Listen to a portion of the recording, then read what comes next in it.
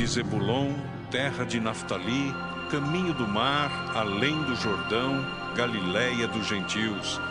O povo que jazia em trevas viu grande luz, e aos que viviam na região e sombra da morte, resplandeceu-lhes a luz.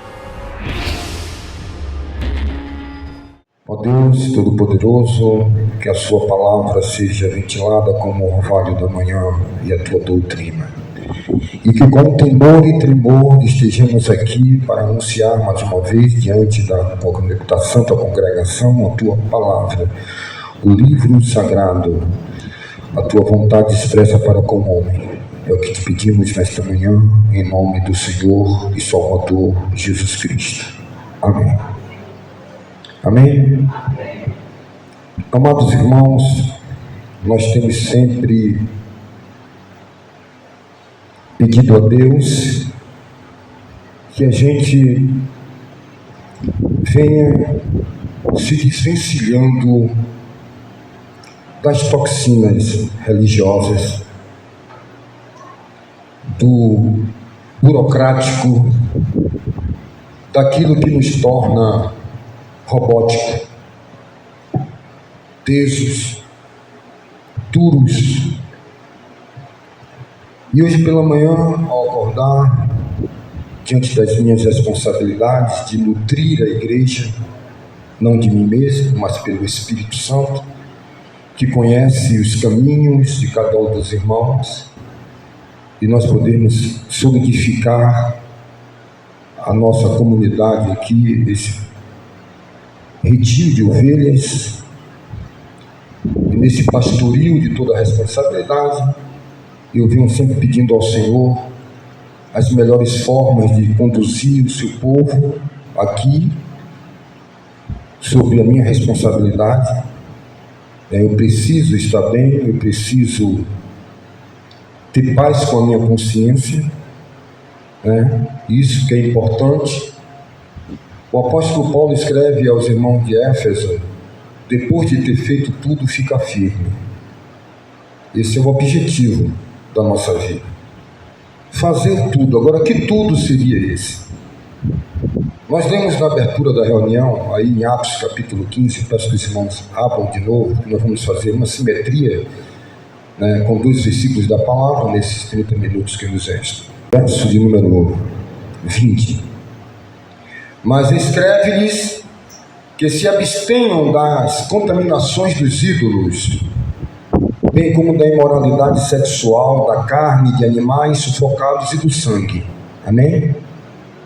Porque Moisés tem em cada cidade, desde tempos antigos, os que o pregam nas sinagogas, onde é lido todos os sábados.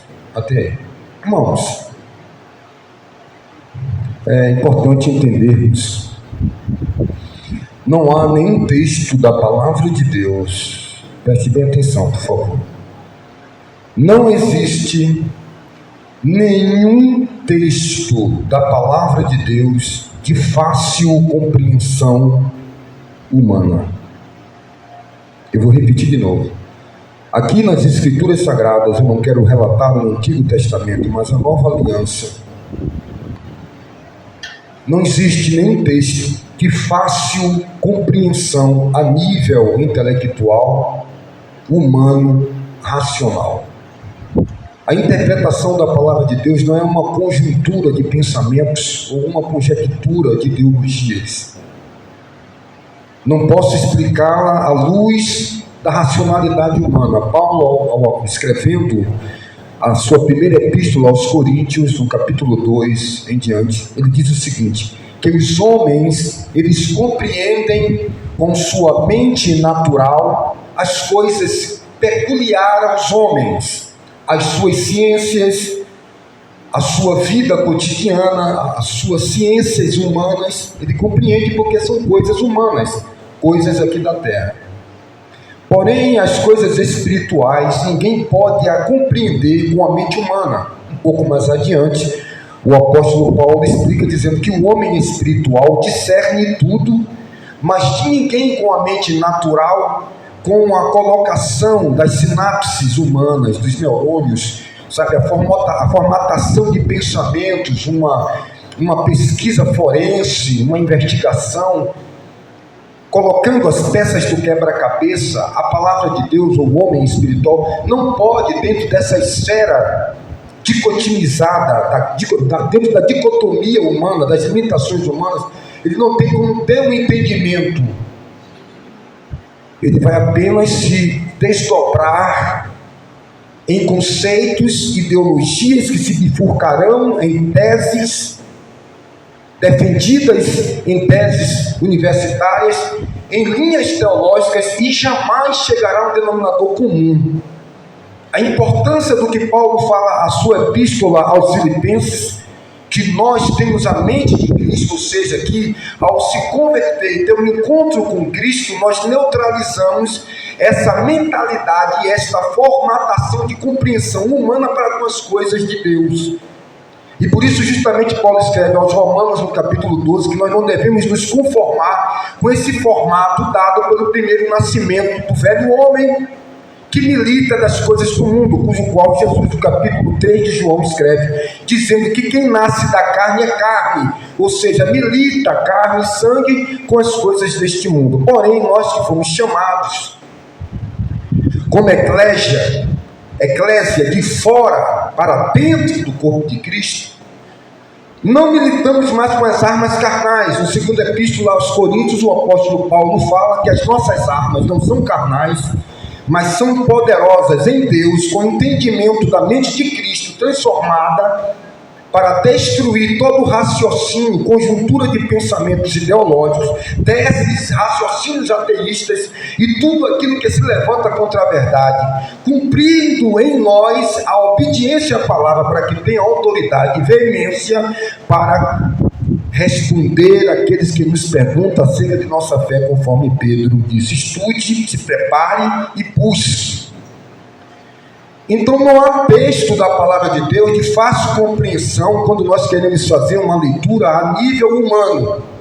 Temos uma necessidade de termos uma desligação, de termos uma ruptura e termos uma entrega total, consagrada, resiliente, perseverante e cotidiano na lei da termodinâmica da física, é manter uma velocidade, ser constante.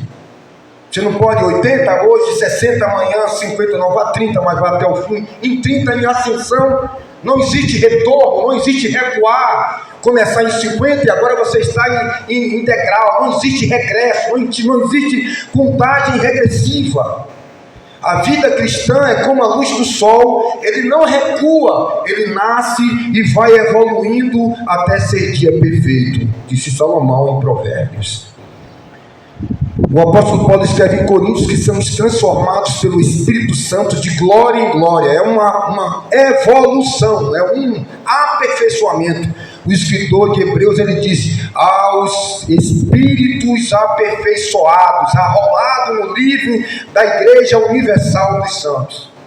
Isso foge da mentalidade medíocre daqueles que buscam videotapes, evangelho coach, facilidades, coisas que não traz a evolução do homem, o crescimento, a altura do nível da palavra de Deus.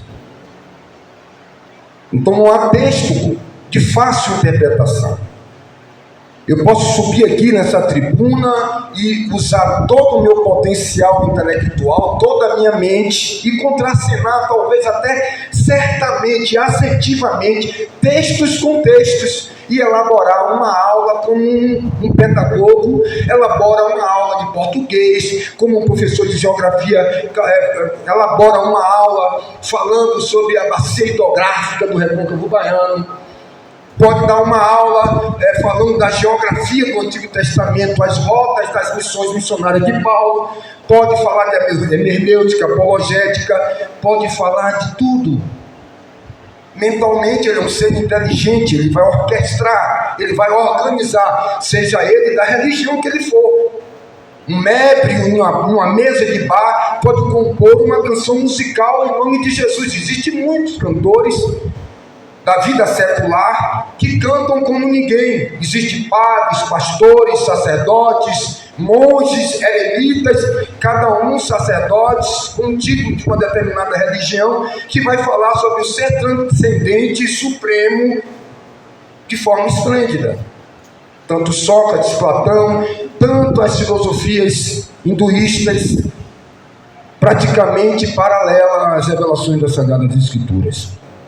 Mas a igreja do Senhor, um povo santo, transformado, restaurado, que nasceu de novo e que foi colocado na categoria de anunciar o Evangelho, coisa que os anjos queriam, e não foi lhe dado permissão. Esta igreja, sem mancha, sem mácula e sem rugas, não consegue absorver essas mensagens.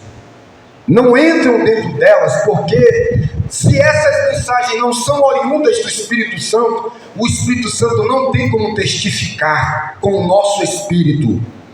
O apóstolo Paulo escreve aos Romanos dizendo que o Espírito Santo de Deus testifica com o nosso espírito os que são filhos de Deus. No discernimento e na testificação do Espírito Santo, então o joio vai continuar sendo joio no meio da igreja. E a igreja, corpo de Cristo, santificada, que tem temor, sabe? Quem tem comunhão com Deus, quem tem o selo do Espírito Santo, ele sabe quem está com a palavra de Deus. Josafá olhou para Acabe e disse: não tem nenhum profeta da parte de Deus? Todo mundo ficou estranhamente olhando, disse: tem 400 aqui de Baal, 400 profetas, tem 430 profetas lá da outra entidade. Ele disse: não, eu quero da parte do Senhor. Quem tem comunhão com Deus, quem tem intimidade com Deus, não come gato por lebre, sabe? Quem é santo vai continuar se santificando, sendo um instrumento de Deus, e quem é sujo vai continuar se sujando, enganando e sendo enganado.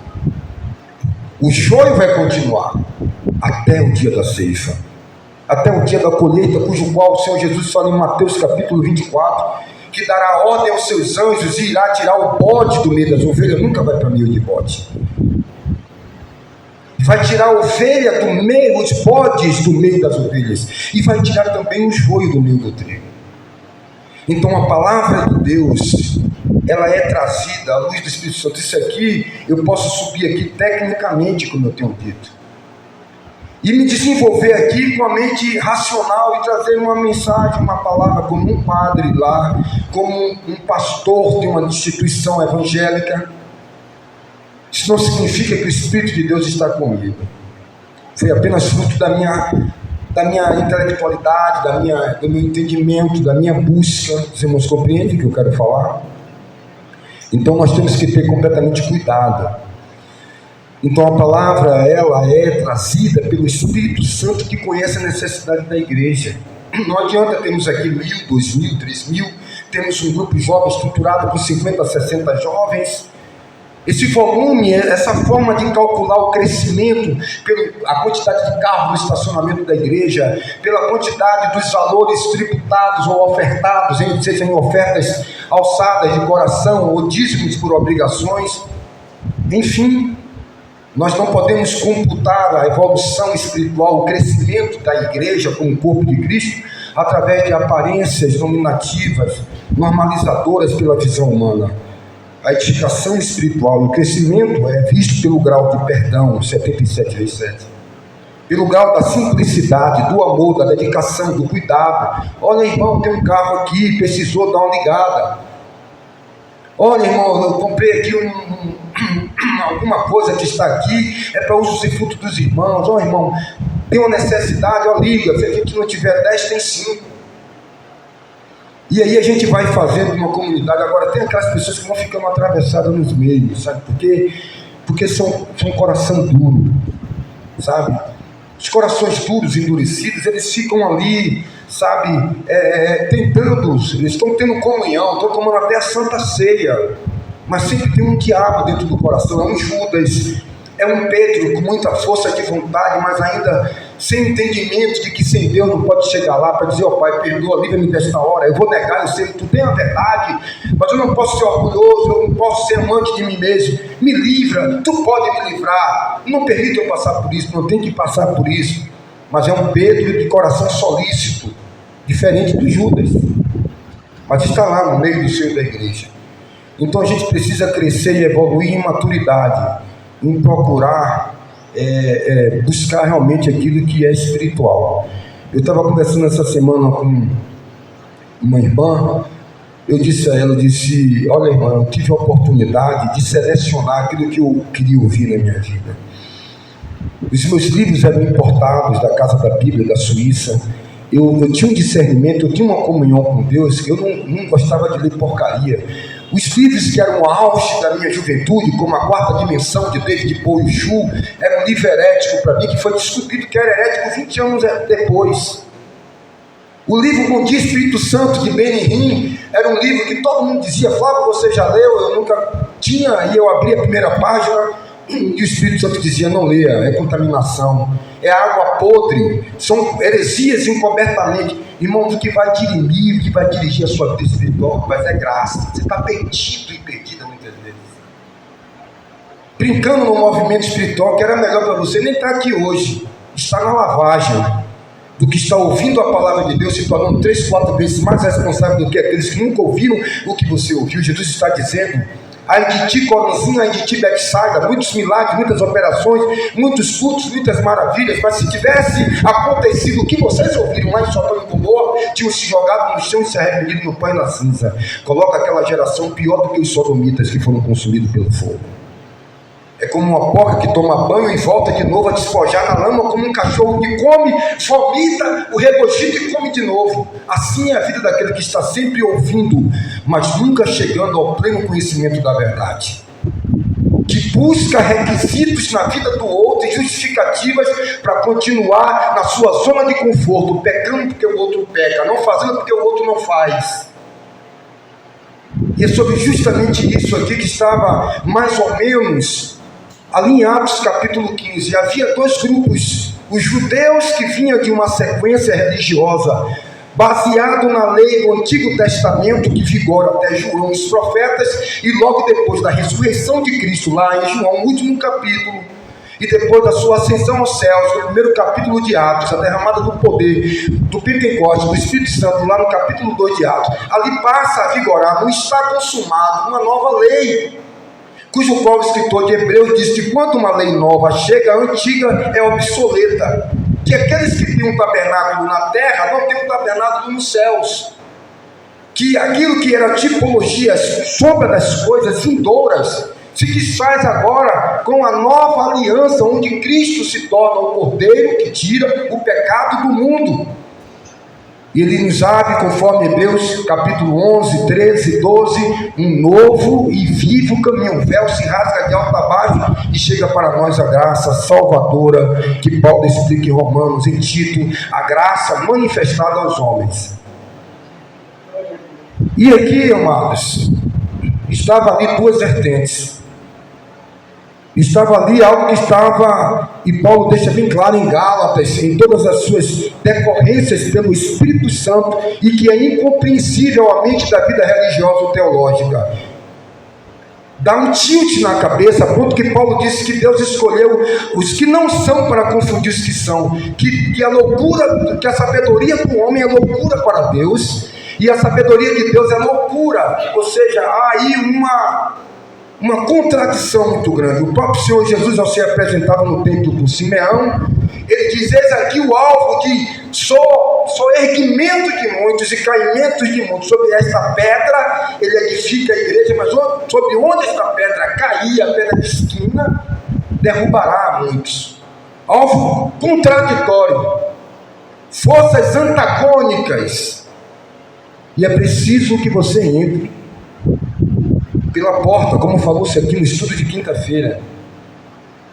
Entre pela porta estreita. Alguém pergunta a Jesus: são muitos os que são salvos? Ele diz: olha, entrai, esforçai-vos. Ele não garante. No antigo, na sua vida aqui, humana, ele cura 10 leprosos, ele diz assim: ó, conforme a tradição, conforme a doutrina de Moisés, vocês vão lá e se apresentam um sacerdote. Ou seja, enquanto Jesus estava vivo humanamente aqui, não vigora a nova aliança. O que sela a nova aliança é quando ele diz: está consumado. a partir dali, na sua ressurreição, passa a vigorar a graça de Deus, derramada e salvadora a todos os homens. Só que ali agora tem duas vertentes. Algumas pessoas que vêm com as toxinas religiosas tentando infiltrar nessa nova aliança da graça, perturbando a liberdade dos irmãos. E aí agora existe um grupo novo de pessoas que tem um encontro com Cristo. Nasce ali naquele lugar uma nova comunidade. E os discípulos então, ali Atos, escreve dizendo: nós não vamos colocar nenhum encargo sobre os irmãos, porque Moisés já tem sido pregado em todas as sinagogas. Só que a questão agora não é mais Moisés.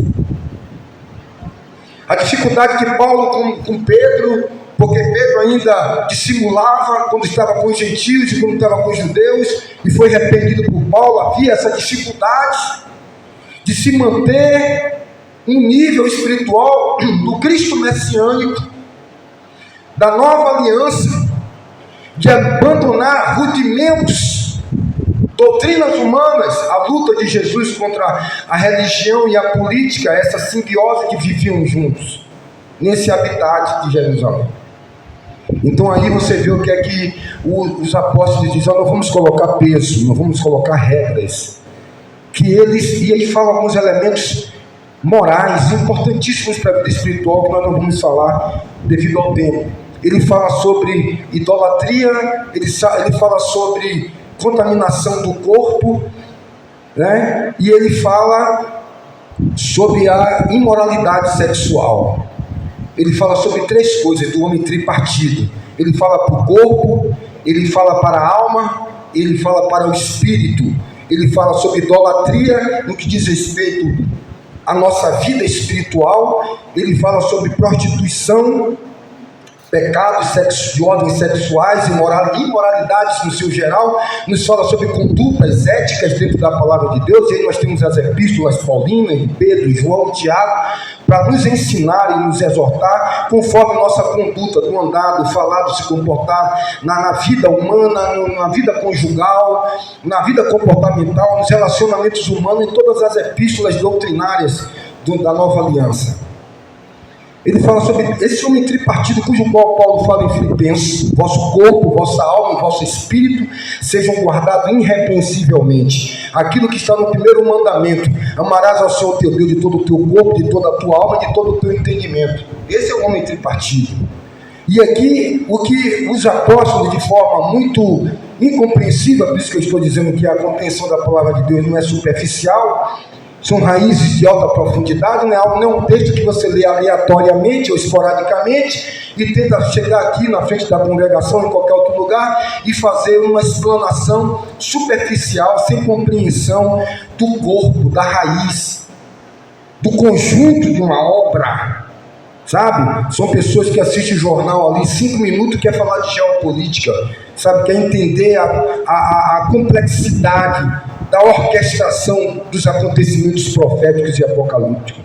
Então a palavra de Deus é algo de dedicação, de entrega, muito mais do que isso. Porque você pode se dedicar a ler, mas não vai gerar vida se você não pratica. É a mesma coisa de você colocar banana, gelo, água, leite ou abacate, botar no liquidificador e depois botar no copo e tentar beber uma vitamina. Liga o liquidificador, liga a tua prática, meu filho.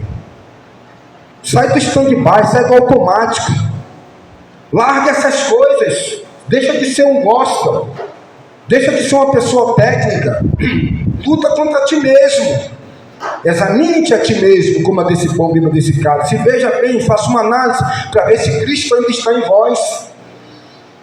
Então há uma complexidade. Os discípulos ali então entendem que não iam colocar encargos, condutas, regras ou normas sobre aqueles novos convertidos. E essa é a grande preocupação. Toda vez quando eu acordo pela manhã, eu estou em comunhão com Deus, na minha vida íntima e pessoal, e é bom que, e eu creio, e é bom que cada um tenha a sua intimidade com Deus. Não esperar colocar 2 joelhos no chão para ir orar e chegar em casa, não. Orar sem cessar. Isso aí é você e Deus, a sua comunhão, a sua intimidade. Tá? Talvez a sua comunhão não compete na vida do outro, né? Talvez a quantidade do seu copo é 1 litro, do outro é 500 ml. Vai derramar, vai transbordar, vai enlouquecer, vai endoidecer. Sabe? Então ninguém entra nessa linha, nessa meta, nesse vivenciar. Que isso é algo secreto, algo particular. E ali eu falo com Deus, eu disse, rapaz, é como sempre eu te digo, meu filho, a vida cristã é uma vida simples, sem nenhuma complexidade. O complexo da vida cristã não é subir ao céu para pegar a palavra de Deus dizendo, é difícil chegar lá. O complexo da vida, a dificuldade da vida cristã não é passar 1500 anos dobrando o joelho no chão, 1500 anos com o joelho dobrado no chão, com o joelho com 10, 15 caroços, morto, mortificado, então ficar de joelho. Não é fazer autoimolação, como era feito nos séculos XVI, XIV. Os monges, ali quando eles pecavam, eles ficavam com aquelas correntes, aqueles azóbicos batendo nas costas, se autopunindo. Não. O Evangelho, a dificuldade do Evangelho não é você ter que pegar e vender tudo e dar quem não tem, não é traduzir a palavra de forma da letra. Não é sobre isso que Jesus está dizendo. E qual é a dificuldade? A dificuldade é ser simples, meu filho. Ou ser simples é muito duro. É pouca pessoa que consegue ser simples, porque ser simples é vencer o ego, né? Ninguém quer ser simples, ninguém quer ficar para trás, ninguém quer ser o último. Ninguém quer dar para receber. Todo mundo é uma geração que quer receber. Entendeu? Ninguém quer morrer, ninguém quer se humilhar a si mesmo. Eu não quero que ninguém me humilhe, quanto mais eu mesmo me humilhar. Tipo assim. Ninguém quer mortificar, o cara quer se manter vivo. Quem quiser amar a sua vida, perdê-la. Tá? Ninguém quer se jogar, ninguém quer. Então qual é a dificuldade desse? Meu filho, a dificuldade é ser simples, porque o Evangelho é simples. Como é? É alguém bater em sua porta, é um irmão necessitado, você tem ali. A dificuldade é essa, é perdoar, é suportar. Não é uma coisa que se compra na farmácia ali, não é um sorriso a vácuo engarrafado. Não é o ato de um abraço. Não, isso aqui, essa técnica, não. É o espírito e em verdade. Glória a Deus, aleluia. Entendeu? Ser robotizado, personagem de peça teatral, seu fundo não, que fundo a gente vai colocar aqui? Não, a gente vai fazer uma aula de teatro, 15 anos lá no monastério dos padres. Lá, os seminaristas, eu estava lá aprendendo. Sim, como é que vai colocar aqui? Nós vamos fazer aqui, Marcos, vamos fazer uma peça teatral, né? Grades, o nome da peça. Era Grades. E aí o texto, né, eu estava fazendo a sonoplastia, eu que inventava tudo. Na hora do tiro eu batia 2 taubinhas lá atrás, os padres, tudo ali do seminário, 30, 50 padres e freiras. E ali eu com 15 anos aprendendo ali, ele dizia, não, essa parte aqui a gente não tem recurso, o seminário não vai patrocinar, a gente faz parte do grupo jovem, qual é o cenário que vai botar aqui? Não, essa cena vai ser cena, aí pegava aquele papel madeira, fazia um desenho, colocava, escurecia. Todo mundo quer ter um cenário e seu personagem, isso não é Evangelho. Esse mundo que você vai criando, sabe, todo colando a parede, colocando veludo para que não te fure, sabe, essa zona de conforto. Não, o Evangelho é um destocar. Sabe o que é destocar? O cara entra na capoeira com uma facoa, arrancando cascavel, cobra e pico de jaca, se lascando todo na jerema, entrando só pino de meio-dia, é isso aí, entrando no meio da capoeira e arrancando machado na raiz, arranca toco. E é duro. Destocar um passo da tua vida é duro.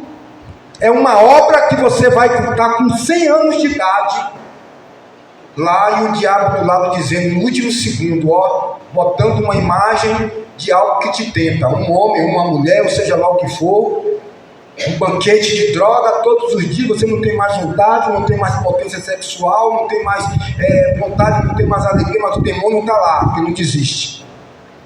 Não é uma obra que você vai ser um cara dormilante. A palavra está dizendo, desperta tu que dorme e saia do meio dos mortos, e Cristo te iluminará. Não existe a possibilidade de ficar dormilante. O Evangelho é aceso e é ativo. Todos os dias, pontuando. Sabe, meu irmão? É aquela mulher que faz um crochê. E se ela errar um ponto, quando ela chegar no final da toalha, aquela olhar, irmã Márcia, tem que desfazer tudo de novo. É assim? Ela não percebeu que deu um ponto de cruz errado. A obra está bonita, mas quando for vender lá para os mercadores, que bateu o olho e dizer, está maravilhoso, o seu ponto é esplêndido, perfeito. Mas aí, tem um caminho aqui errado. Poxa, isso aqui tem que ter perfeição. Isso faz todo enrolando, todo um trabalho, todo um tempo perdido. É o Evangelho. Quebrou o vaso, ele é paciente para fazer outro. Mas vai fazer outro. Mas não é conforme as nossas vontades. Então os apóstolos começam a compreender isso. Esse evangelho de não me toque, esse evangelho de rudimentos humanos, esse evangelho de um olhar a vida do outro, de uma coletividade nociva e mortal, de exigir do outro que não exige de si mesmo. E aí, com a ascensão da mídia, você vai vendo escândalo em cima de escândalo, coisas que tem irmãos e pessoas que não suportam porque vivem de aparência do outro. Irmão, não faça da fé do outro muleta para a sua vida. O cara quer fazer muleta. Aqui é o irmão João. Vem cá, irmão. A tua fé não tem que ser baseada na fé de ninguém. Tem a vida própria. Que você não é carrapato para depender de lombo de boi. Busque o seu próprio alimento. E busque aqueles que com um coração verdadeiro invocam o nome do Senhor.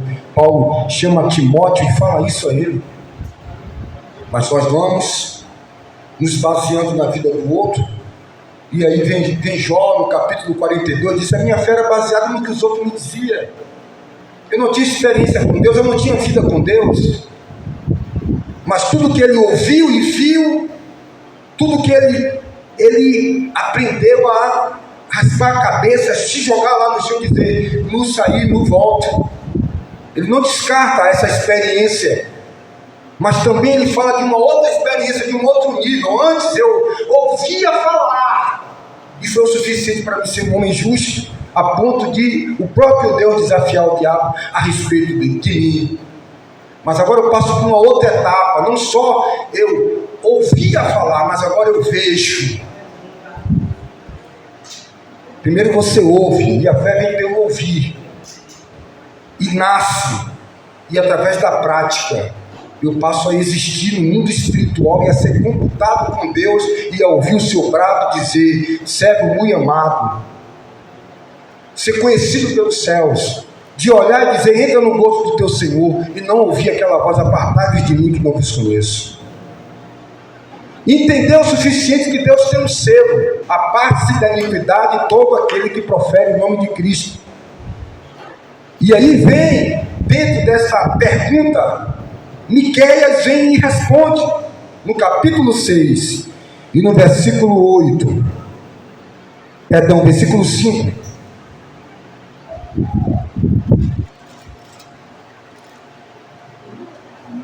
Capítulo 6, e versículo de número 6. A grande pergunta: com que me apresentarei ao Senhor? E me inclinarei diante do Deus excelso. Virei diante de Deus com holocaustos. Eu vou ali diante de Deus com bezerro de um ano, uma novilhazinha. Eu tenho dinheiro, eu vou e compro, e eu venho diante de Deus com tudo isso. Maravilha. Isso aí é a religião. Isso aí é a facilidade. Eu tenho uma Bíblia, eu tenho uma gravata, eu tenho um paletó, eu tenho uma técnica, eu tenho uma vida ritualística massa. Eu venho me apresentar diante do Senhor com essas minhas roupas que me apresentam para os homens. Fácil, vida gospel, religiosa, técnica. Mas no versículo 7 diz, será que o Senhor se agrada? Mas não foi Ele que mandou sacrificar? Não foi Ele que mandou matar novilhas e boi? Não foi Ele que mandou adorar com sacrifício? E por que a pergunta, será que Ele se agrada? Porque havia só o corpo, havia só a técnica, não havia essência, não havia verdade, não havia sentimento. Sabe? Era apenas um móvel muito bonito que a broca entrou e a dona de casa todo dia que vai varrer a casa diz, mas o que é isso aqui? O que é é isso aqui, que todo dia eu varro essa mesa aqui e todo dia está cheio de bolinha. A bolinha é o cocô. A bolinha é o cocô da broca. A broca é uma minhoca que você aperta, doutor Bruno, mas vai comendo você por dentro. É só sunshine. É só uma criatura estereotipada. Não tem vida. É só uma Micheline que reluz, mas não é ouro. Jesus não é bijuteria, não, é joia preciosa. Ele não trabalha com primeira linha, nem segunda linha, nem terceira linha. Ele é a linha. E aí estava essa galera, regra sobre regra. E aí disse: será que o Senhor se agrada com milhares de carneiros? Isso é incógnita? Que fosse antagônica, que contradição é essa? Que é isso, Miquel? Que conversa é essa? Não foi ele que mandou? Como é que ele não se agrada? Com 10.000 ribeiros de azeite? Epa, é dinheiro, hein? 10.000 litros, 5 carros-tanque, 10 carros-tanque, 1 litro de gasolina, 1 litro de azeite. 1 litro de gasolina é R$6, 1 litro de azeite é quanto? É 30, 40, 50, R$100. Darei o meu primogênito. Você dá, Adelson? Você só tem um primogênito. Eu tenho 2. Um primogênito, eu tenho 2 filhos. Você só tem uma filha, que é a única sua filha, é a primogênita. Darei o meu primogênito. Vai lá na alma, no profundo, no mais importante. Pela minha transgressão, fruto do meu corpo, pelo pecado da minha alma. Aí vem a sua resposta célebre para todos nós, e vamos encerrando a mensagem. Ele já te mostrou a você o que é bom e o que o Senhor pede de você. O que é que o Senhor pede de você? Ele já lhe mostrou. Você é duro na queda. Como é que Deus vai moldar você? Você está esperando um câncer? Está esperando uma tomada de atitude mais forte contra a sua vida? Para levar você ao centro de sua vontade? Uma calúnia?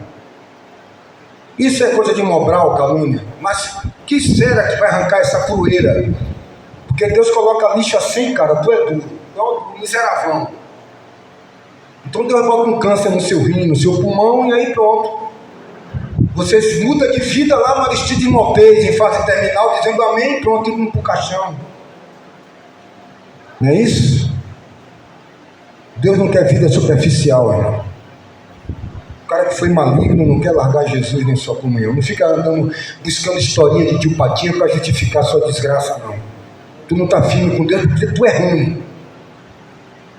Tu não está bem com Deus porque tu não presta. Tá certo? Porque tu é covarde, porque tu é fraco. E está aqui, alguém vai dizer diante de Deus: o que tu me deu foi pouco para me te servir. Você tem essa ousadia? De olhar para Jesus e dizer: não consegui porque me faltou comida, me faltou elementos, me faltou respaldo, me faltou ferramentas, me faltou capacitação. Quando ele diz: não vos deixarei órfão, enviarei o Espírito Santo. Por quê? Porque os teus pecados, tuas transgressões, tua maldade, tua desgraça humana e pessoal te deixa nessa letargia espiritual. É por isso que existe apontar de dedos, e medir de varas e de fitas métricas a vida alheia. Quando você precisa ser o exemplo daquilo que você acha que os outros devem ser exemplo. Simples. E o que é que o Senhor já te mostrou? Bem, a você eu não sei, a mim eu sei. Aqui eu sei o que jorra daqui dessa plataforma. De uma espada de 2 gumes, que antes de ferir a você, ouve quem prega. Fere quem ministra, que a voz pode ser minha, mas a palavra é de Deus. E nós não estamos aqui garimpando ouro para nós. Temos um compromisso de responder a Deus na sua convocação de julgamento de qualquer palavra fútil que sair de nossa boca. Efésios capítulo 4, capítulo 5. Então aqui diz: o que é que o Senhor te mostrou? Bem, a você eu não sei. Você tem vontade de ver o que está por trás das cortinas? Você deseja caminhar com Deus ou fazer de Deus um mamon? Um meio termo. Prostituir na segunda, na terça e na quarta e buscar o padreco, o pastoreco para lhe dar um pedaço de pão com vinho, tocar a ceia, a hóstia pela ceia. Esse tipo de vida que você quer? De fraude? De ser um covarde? Onde uma bituca de maconha e um copo de pinga lhe vence? Quando ele está dizendo, não deixaria órfão, enviaria o Espírito Santo. Cadê o capacitador? Você não quer ele. Há uma luta entre a carne e o espírito, onde a carne luta para que você não obedeça ao espírito, mas o inclinar para a vida da carne é morte, você está morto. Mas o inclinar para a vida do espírito é vida. E por que não querem ter vida? Jesus olha para os fariseus e diz, eu sou o caminho, a verdade e a vida, mas vocês não querem. Vinham até mim para que tenham vida. Eu não vim julgar ninguém, disse Jesus. Mas o julgamento é esse: a verdade veio ao mundo e os homens amaram mais a mentira. A luz veio ao mundo e os homens amaram mais as trevas, porque as suas obras eram mais. Quem é da luz, vem para a luz. Paulo aos Efésios capítulo 5. Tudo que é luz se manifesta. Tudo que está oculto é diabólico, é maligno. Quando Deus nos convida para não confessar, é porque Ele não quer acusação na tua mente. Muitos, negando uma boa consciência, naufragaram no que diz respeito à fé. Paulo a Timóteo. Nós precisamos ter lisura, não esconda-se. Seja humilde, saia de trás desse arbusto, cidadão. Seja homem, se põe de pé. Você vai colher o que você plantou. É por causa de você que a terra é maldita. Mas eu vou fazer aqui uma justificativa para você, vinda de mim, o Deus Todo-Poderoso. Ele matou um animal e cobriu sua nudez. Jesus nos cobre nossa nudez. É para Cristo que devemos ir.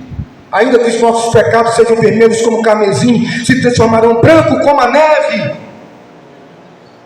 Mas você não quer dar a cara a tapa, você não quer arrancar essa couraça braba que você armou esse esquema. O que é que o Senhor mostrou para você? Simples. Que pratique a justiça, ame a misericórdia e ande humildemente com seu Deus. Qual o problema disso? Estamos tomando Roptalidon? Será que você precisa de um Jesus que em 100 anos você não consegue entrar no gabinete dele? Pega um avião amanhã e vá para Brasília tentar falar com o presidente desse país. Entre na burocracia, no complexo do palácio administrativo desse país e tente falar com algum ministro. Bote seu nome na fila. Temos um país com 220 milhões de habitantes, segundo o último IBGE. Você vai ter lá 100 milhões de pessoas na sua frente. Mas você não quer o simples Jesus, que ali no banheiro da tua casa tu fala com ele. E vem com essa filha, cara. Aí eu fui matado. Eu fui o cão do cão. Eu fui o Satanás do Satanás. Quando o apóstolo Paulo está dizendo aquilo que eu era na carne, eu agora tento ser para Deus 2 vezes mais. E você, diga alguma coisa. Mostra as almas. Você está pensando que Deus trouxe aqui para você passear, é? Para viver de passeio? Não, meu querido. Quem anda de passear e rodear a terra é Satanás. Deus colocou aqui entranhado, nesse seio, nessa comunidade, aqui. Desenvolva, dê frutos. Ame seu filho, ame sua esposa, ame seu marido. Tudo que puser a mão para fazer todas as coisas sem murmuração e sem contenda, para que você se torne filhos de Deus em meio a uma geração corrupta e perversa, ao qual podeis brilhar como estrelas nos luminares. Então por aqui, saiu por cá. Pense nisso, meu amigo. Agora você acha que servir a Deus é ir para um monte, ficar pulando, sapateando, falando em línguas estranhas aí que nem um sapo que cria na lagoa? Rodopiando, feito um pinhão, que isso não edifica ninguém? A esquizofrenia pentecostal desse evangelho louco, insano, é isso que as pessoas querem, gostam, isso é fácil. Mas e as realidades de uma comunidade, de um povo, que quando vos reúne não tem salmo, não tem canto, não tem hino, tudo deve ser feito para edificação da igreja, em um culto racional. Quem quer isso? Não quer? Não queremos? O que é que o Senhor quer de nós? Um beijo? Você tem que ser um super-homem, um Batman, uma Mulher Maravilha. Eu tenho que pelo menos uma vez no ano pisar no solo sagrado da igreja messiânica lá de Tahanaro Taniguchi. Tenho que ir lá na Seixonoye, no solo sagrado de São Paulo. Masaharu Taniguchi. Não, eu tenho que ir lá nas margens do rio Ganges, aquela água podre, onde eles jogam defuntos, e eles bebem daquela água, os defuntos boiando ali, eles bebendo da água, tomando banho, e pegando suas pais, suas mães, e tocando fogo em uma jangada, jogando no mar, as águas santas, purificadoras do pecado. É isso que você quer? É fácil, qualquer 10 mil reais, 10 mil dólares, faz você comprar uma passagem. Como é que eu vou me apresentar diante do Senhor? Dando primogênito com esse ritual? É isso que Deus quer? É isso que Deus se agrada? Não, mulher samaritana. Não é nem neste monte Gerizim. Não é nem neste monte Ebal. Os verdadeiros adoradores adorarão o Pai. Já chegou esse tempo. Sou eu, aqui, o Cristo, o caminho, a verdade, a vida. O Messias chegou. O tempo onde os verdadeiros adoradores adorarão o Pai em espírito e verdade. O que é isso aqui? Isso aqui é uma coluna de pedra. Opa, beleza. Quem gosta de areia movediça? Você gosta? Você gosta de se sustentar em uma ilusão ótica? Em uma miragem do deserto? Você acha que Jesus é um oásis de tâmaras e água que você na terra seca e viu lá no deserto do Saara? E quando você chega lá, oh meu Deus, é uma miragem. Jesus é real. Ao Deus invisível, mas real, a Ele ministramos o louvor.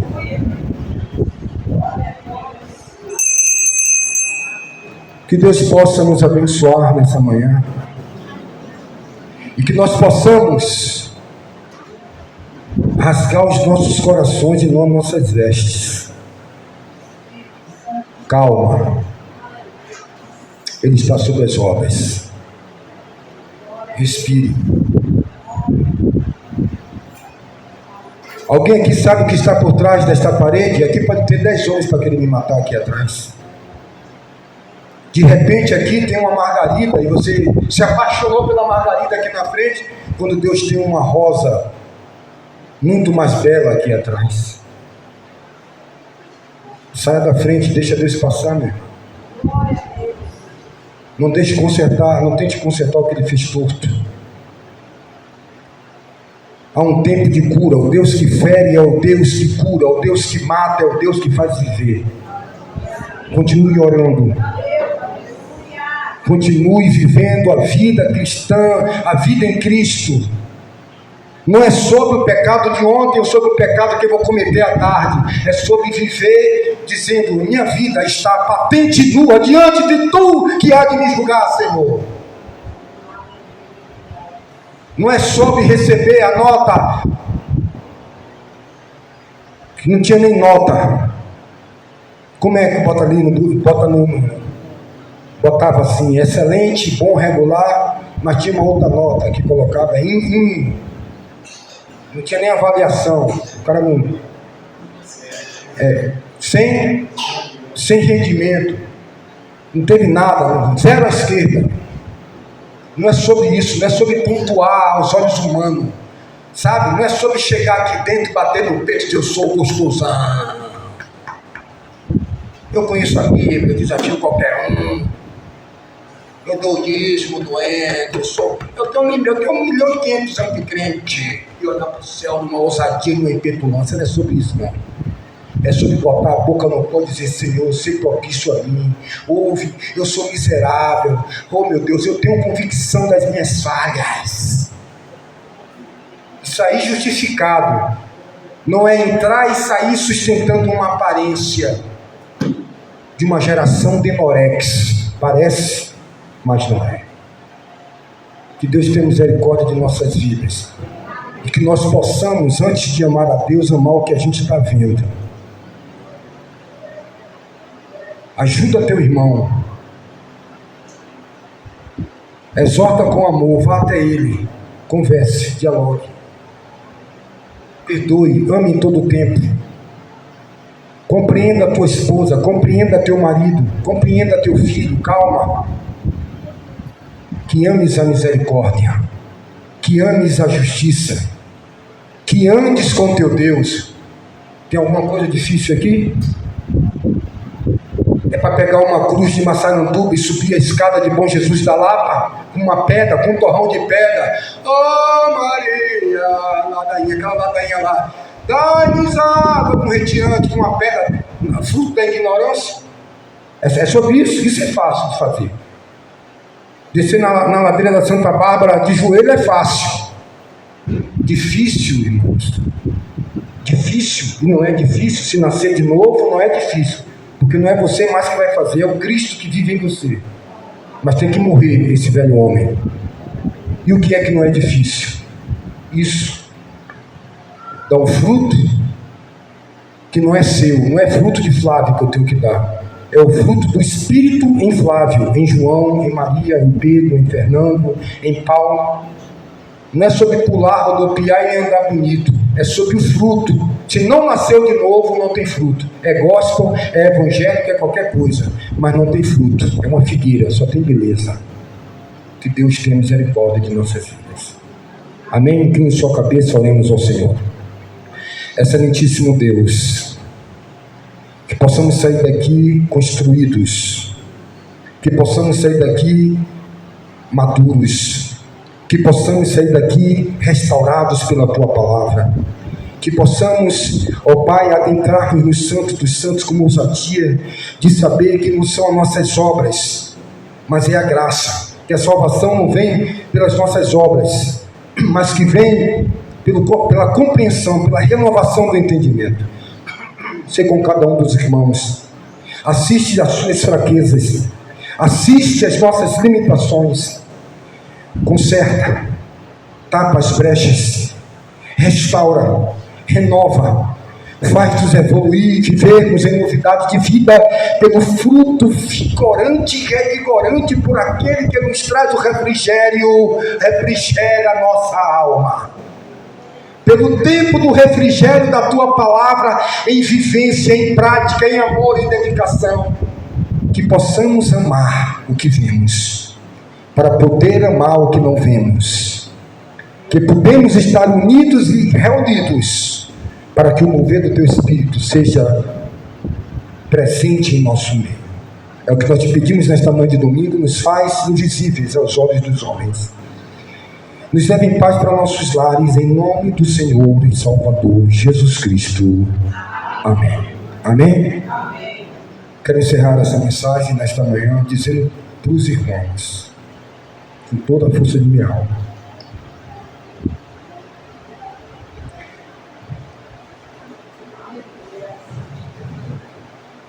da importância que cada um de vocês tem na minha vida. Aqui não tem um irmão mais precioso que o outro. Nós lutamos aqui há 20 e poucos anos para que você tenha um nome no livro da vida. Que você aprenda a palavra de Deus e caminhe retamente diante de Deus. A salvação é individual. Fortaleça as entranhas da tua vida. Os dias são maus. Às vezes eu não posso dar atenção a todos os irmãos, diante de minhas limitações, do meu trabalho, meu ganha-pão, das fiscalizações do Ministério da Saúde, ambiente de trabalho, prefeitura, da assistência no celular, mas não leve isso em consideração. Eu estou aqui para conversar, atender a todos os irmãos. Amém? Somos amados irmãos em Cristo Jesus. Amém? Que o amor de Deus, as ricas e doces consolações do Divino Espírito Santo e a graça do Senhor Jesus seja com todos. Amém? Dê um abraço no seu irmão, não saia sem se comunicar com o seu irmão. Amém? São 10 horas e 22 minutos.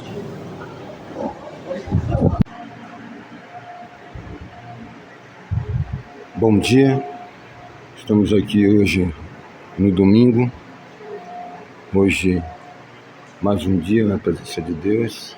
Os irmãos estão chegando, outros irmãos já estão em oração. São exatamente 8 horas e 19 minutos. Daqui a pouco estaremos iniciando a reunião. Deus possa abençoar esse culto de hoje, desse domingo, que é a presença de Deus, que nós almejamos exaltar e glorificar o seu nome. Então os irmãos estão chegando.